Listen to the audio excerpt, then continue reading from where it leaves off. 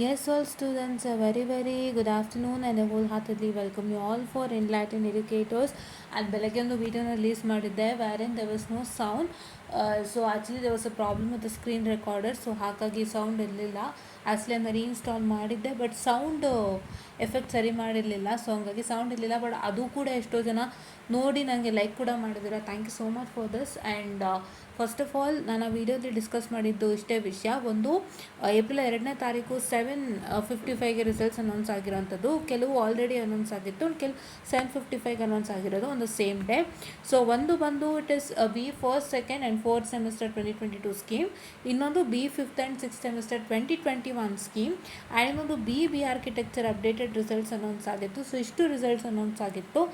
And ಇದರಲ್ಲಿ ಏನು ಅಂತ ಹೇಳಿದ್ರೆ ಇದೆಲ್ಲ ನೀವು ಆಲ್ರೆಡಿ ಬರ್ದಿರೋಂಥ ರಿಸಲ್ಟು. ಮತ್ತು ನಾನು ಮತ್ತು ಬಿ ಆರ್ಕಿಟೆಕ್ಚರ್ ರಿಸಲ್ಟ್ಸ್ ಬಗ್ಗೆ ಮಾತನಾಡ್ತಾ ಹ್ಯಾಡ್ ಆಲ್ರೆಡಿ ಟೋಲ್ಡ್, ಅದರಲ್ಲಿ ಹೇಳಿದ್ದೆ ವಿಡಿಯೋಲಿ. ಏನಂತಂದರೆ main thing B architecture results ಬಂದು ಯಾವ ಸ್ಕೀಮ್ಗೆ ಅಂತ ಮೆನ್ಷನ್ ಮಾಡಿಲ್ಲ.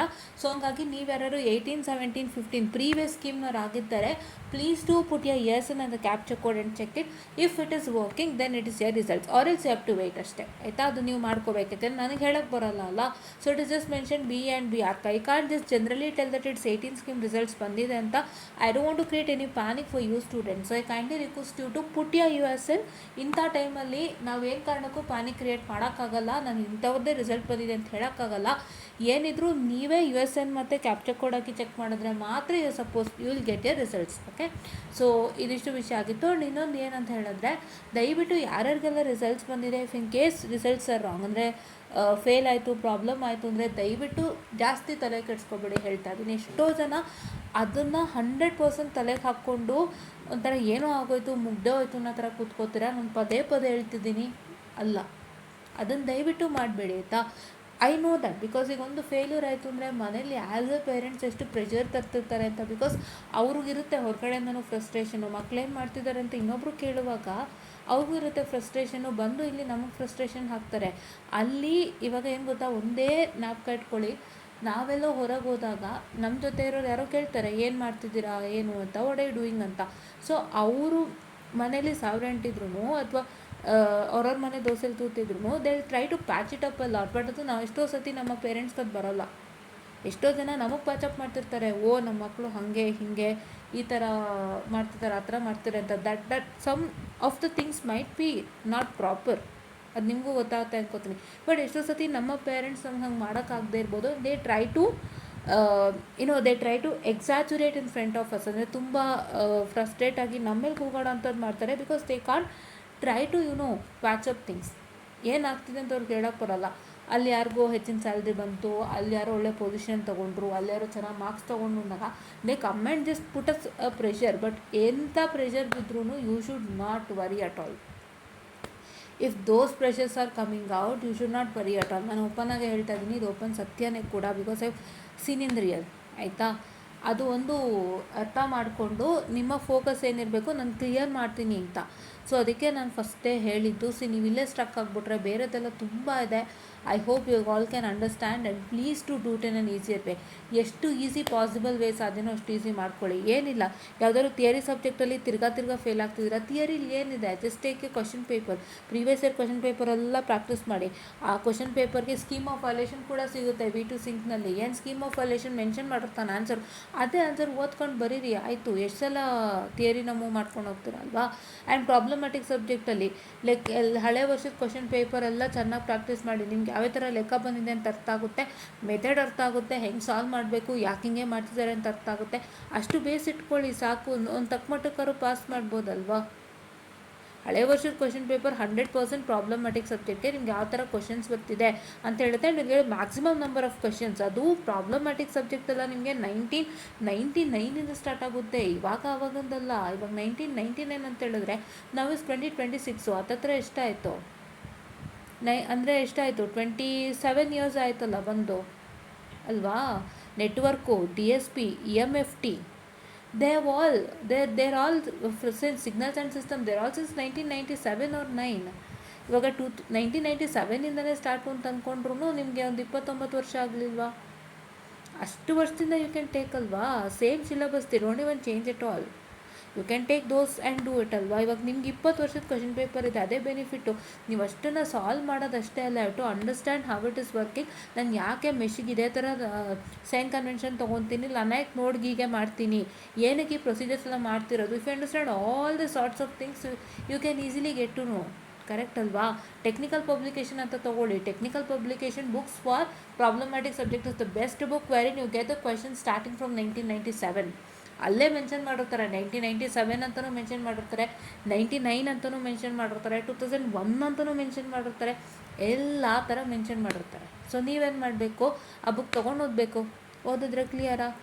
ಇಷ್ಟೆಲ್ಲ ಸರ್ಕಸ್ಗೆ ಒಳಗಾಗೋಕ್ಕಿಂತ VTUನ ಹೆಂಗೆ ಕ್ರ್ಯಾಕ್ ಮಾಡೋದು ಅಂತ ಯೋಚನೆ ಮಾಡಿಸಿ. ನಾನು ಓದ್ಬೇಕಾದ್ರೆ ಯಾವುದೇ ಥರ ಸ್ಕೀಮ್ ಆಫ್ ವ್ಯಾಲ್ಯೂಯೇಷನ್ ಇಲ್ಲ, ಯಾವುದೇ ಥರ ಯೂಟ್ಯೂಬ್ ವೀಡಿಯೋಸ್ ಇಲ್ಲ. ಆವಾಗ ತಾನು ಬರ್ತಾಯಿತ್ತು, ಆವಾಗ ತಾನೇ ಹೋಗಿ ಟ್ಯೂಟೋರಿಯಲ್ ಪಾಯಿಂಟ್ಸ್ ಹಿಂಗೆ ಯಾವುದು ಬರ್ತಿತ್ತು ಯೂಟ್ಯೂಬ್ ವೀಡಿಯೋಸು.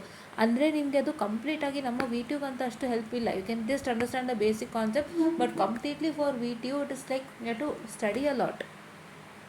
ಆ್ಯಂಡ್ ಆವಾಗ ನಮಗೆ ಈ ಥರ ಗೈಡೆನ್ಸ್ ಕೊಡೋರು ಯಾರೂ ಇರಲಿಲ್ಲ, ಅಷ್ಟೊಂದು ಗೈಡೆನ್ಸ್ ಕೊಡೋರು ಇರಲಿಲ್ಲ. And what need to be told is that so ಮೇಯ್ನಾಗಿ ನಿಮಗೆ ಸ್ಕೀಮ್ ಆಫ್ ವ್ಯಾಲ್ಯೂಯೇಷನ್ ನಮ್ಗೆ ಯಾರಿಗೂ ಇರಲಿಲ್ಲ. ಅದಿದ್ದರೆ ನಾವು ಹೆಂಗೆ ಎಕ್ಸ್ಪೆಕ್ಟೇಷನ್ ಮಾಡ್ತಾರೆ ಆನ್ಸರ್ಸ್ಗೆ ಅಂತೆಲ್ಲ ನಾವು ನೋಡ್ಕೊಂಡು ಮಾಡ್ತಿದ್ವಿ. ಬಟ್ ಆ ಥರ ನಾವು ಎಲ್ಲೂ ಕಾಣಲೇ ಇಲ್ಲ ಅಲ್ವಾ. ಇವತ್ತಿನ ಮಕ್ಕಳು ನಿಮಗೆ ಸ್ಕೀಮ್ ಆಫ್ ವ್ಯಾಲ್ಯೂಯೇಷನ್ ಇದೆ, ಅದು ನಿಮಗೆ ಚಿನ್ನದ ಭಂಡಾರ. ಅದನ್ನ ಇಟ್ಕೊಂಡು ನೀವು ಎಷ್ಟು ಮಟ್ಟಕ್ಕೆ ಅವ್ರು ಆ ಸ್ಕೀಮ್ ಆಫ್ ವ್ಯಾಲ್ಯೂಯೇಷನಲ್ಲಿ ಕೊಟ್ಟಿರೋ ಥರ ಆನ್ಸರ್ಸ್ನ ಎಷ್ಟು ಮಟ್ಟಕ್ಕೆ ಸ್ಯಾಟಿಸ್ಫೈ ಮಾಡ್ತೀರಾ, it's same question is repeating for our exam. ಅದು ನಿಮ್ಗೆ ಇನ್ನೂ ಹೆಲ್ಪ್ ಆಗುತ್ತಲ್ಲ. So you can all do this. ನೀವು ಇಲ್ಲೇ ಸೈಕಲ್ ಹೊಡಿತಾ ಇದ್ದರೆ, ನೀವು ಇಲ್ಲೇ ನಿಧಾನಕ್ಕೆ ಸೈಕಲ್ ಹೊಡಿತಿದ್ರೆ ಮತ್ತೆ ನೀವು ಸಾಫ್ಟ್ವೇರ್ ಕಂಪ್ನಿಗೆ ಹೋಗೋದು ಯಾವಾಗ, ಸ್ಕಿಲ್ ಸೆಟ್ಸ್ ಕಲ್ತ್ಕೊಳ್ಳೋದು ಯಾವಾಗ. ಫಸ್ಟು ಸ್ಕಿಲ್ ಸೆಟ್ಸ್ ಕಲಿಬೇಕು ಸಾಫ್ಟ್ವೇರ್ ಕಂಪ್ನಿಗೆ ಎಂಟರ್ ಆಗೋಕ್ಕೆ. ಈಗ ನಾನು off campus I am trying a lot and I see how much skills are needed for a company. ಪ್ರತಿಯೊಂದು ಕಂಪ್ನಿಗೂ ಒಂದೊಂದು ಸ್ಕಿಲ್ ಸೆಟ್ ಕೇಳುತ್ತೆ, ಪ್ರತಿಯೊಂದು ಕಂಪ್ನಿಗೂ ನೀವು ರೆಸ್ಯೂಮೆ ಮಾಡ್ತಾ ಇರಬೇಕು. It's not so easy. If there is one single resume ನಾನು ತೊಗೊಂಡೋಗಿ ಹಾಕ್ಬಿಡ್ತೀನಿ ಎಲ್ಲ ಕಂಪ್ನಿಗೂ ಅಂದರೆ, ಎಲ್ಲದಕ್ಕೂ ಒಂದೇ ರಾಗ ಅಂದರೆ it's not at all possible ಅಲ್ವಾ. Have to do lots of resume for each and every company. ಪ್ರತಿಯೊಂದು ಕಂಪ್ನಿದು ಜಾಬ್ ಡಿಸ್ಕ್ರಿಪ್ಷನ್ ಹಾಕಿ ಅದಕ್ಕೆ ನೀವು ರೆಸ್ಯೂಮೆಯನ್ನು ಮಾಡಿ I have to put it. ಓಕೆನಾ. See how circus is day before yesterday KPMGದು ಒಂದು ಕಾಲ್ ಫಾರ್ ಆಗಿತ್ತು. It was called for some data analyst post or so. What was given ಅವರು ಇಂತಿಂಥ ಪವರ್ BI ಇದು ಯಾವುದು ಮತ್ತು ಜನರೇಟಿವ್ AI ಮತ್ತು ಇನ್ನೊಂದು ಕೋರ್ಸ್ ಹೇಳಿದ್ದಾರೆ ಮೈಕ್ರೋಸಾಫ್ಟ್ ಎಕ್ಸೆಲ್ ಯಾವುದೋ, ಅದನ್ನೆಲ್ಲ ಅವರು ಕೋರ್ಸ್ ಇರೋದ್ರಿಂದ ಮತ್ತು ಯಾವುದೋ ನಮ್ಮ ಯಾವುದೋ ಒಂದಿಷ್ಟು ಹೇಳಿದ್ದಾರೆ ಇಂತಿಂಥ ಕಡೆನೇ ಮಾಡ್ಕೋಬೇಕು ಅಂತ. ಆ್ಯಂಡ್ ಆ 3 ಕೋರ್ಸಲ್ಲಿ ಯಾವ್ದಾದ್ರು ಒಂದು ಪ್ರಾರಂಭ ಮಾಡಿ you have to get in touch with the persons who is attending the what I can say who's hiring for KPMG. ಲಿಂಕ್ಡಿನಲ್ಲಿ ಇರ್ತಾರೆ ಕೆಲವರು. ಲಿಂಕ್ಡಿನಲ್ಲಿ ಆಲ್ಮೋಸ್ಟ್ ದೊಡ್ಡ ದೊಡ್ಡ manager, associate managers, company head, management director ಅಂಥವ್ರು ಇರ್ತಾರೆ. ಸೊ ಯಾರ್ಯಾರು HR ಯಾರ್ಯಾರು ಹೈಯರ್ ಮಾಡ್ತಿರ್ತಾರೆ KPMGಗೆ, ಅವ್ರ ಹತ್ರ ಕನೆಕ್ಷನ್ ಇಟ್ಕೊಂಡು ನೀವು ಯಾವುದಾದ್ರೂ ಒಂದು ಕೋರ್ಸನ್ನು ಮಾಡ್ಕೋಬೇಕು. They listed the courses for each and every job. ಪ್ರತಿಯೊಂದು ಜಾಬ್ಗೂ ಇಷ್ಟೇ ಕೋರ್ಸು ಇದರಿಂದ ಮಾಡಬೇಕು, ಸರ್ಟಿಫಿಕೇಷನ್ ಕಡೆಯಿಂದ ಮಾಡಬೇಕು ಅಂತ ಮೆನ್ಷನ್ ಮಾಡಿದ್ದಾರೆ. ಅದರಲ್ಲೊಂದು ನೀವು ಪ್ರಾರಂಭ ಮಾಡಿ KPMGಲಿ ಹೈರಿಂಗ್ ಮಾಡ್ತಕ್ಕಂಥವ್ರನ್ನೆಲ್ಲ ಲಿಂಕ್ಡಿನಲ್ಲಿ ಕಾಂಟ್ಯಾಕ್ಟಲ್ಲಿ ಇಟ್ಕೊಂಡು ನೀವು ಆಗ್ತಾ ಇರ್ತಕ್ಕಂಥ ಪ್ರತಿಯೊಂದು ವೀಕ್ದು ಅಪ್ಡೇಟ್ಸ್ ಆಗ್ತಿರುತ್ತಲ್ಲ ಕೋರ್ಸ್ಗೆ to put in to the LinkedIn and you to showcase that progress to them. And ಹಂಗೆ ಕನೆಕ್ಟ್ ಆಗಿ ನೀವು ಜಾಬ್ ಹಿಡ್ಕೋಬೇಕು. 100% ಕಂಪ್ಲೀಟ್ ಆದಮೇಲೆ you can put it anywhere on KPMG ಸೈಟಲ್ಲಿರುತ್ತೆ, ಇಲ್ಲ ನೌಕರಿಯಲ್ಲಿರುತ್ತೆ, ಇಲ್ಲ ಅದರಲ್ಲೂ ಇರುತ್ತಲ್ಲ, ಅಲ್ಲಿಂದ ಹಾಕೋ ಬನ್ನಿ, ಜಾಬ್ಗೆ ಅಪ್ಲೈ ಮಾಡ್ಕೊ ಬನ್ನಿ. ಆಮೇಲೆ ಇವ್ರಿಗೂ ಮೆಚ್ಚಿಸಿ ಅಂತ ಹೇಳ್ತಾ ಇದ್ದಾರೆ. ಇಷ್ಟೆಲ್ಲ ಇದೆ ಗೈಸ್, ತುಂಬ ಇದೆ. Literally there are lot of things students, please try to understand. It's not an easy task. ನೀವು ಇಲ್ಲೇ ಸೈಕಲ್ ಹೊಡಿತಿದ್ರೆ ಇಷ್ಟೆಲ್ಲ ಯಾವಾಗ ಮಾಡ್ತೀರಾ ಅಲ್ವಾ. ಹ್ಯಾವ್ ಟು ಡೂ ಇಟ್ ಅಲ್ವಾ. ಅದಕ್ಕೆ ನಾನು ಹೇಳಿದ್ದು ಕೇಳಿ, ಥಿಯರಿ ಸಬ್ಜೆಕ್ಟ್ಸ್ಗೆ ಆಲ್ಮೋಸ್ಟ್ ಕ್ವಶನ್ ಪೇಪರ್ ಚೆನ್ನಾಗಿ ಪ್ರಾಕ್ಟೀಸ್ ಮಾಡಿ.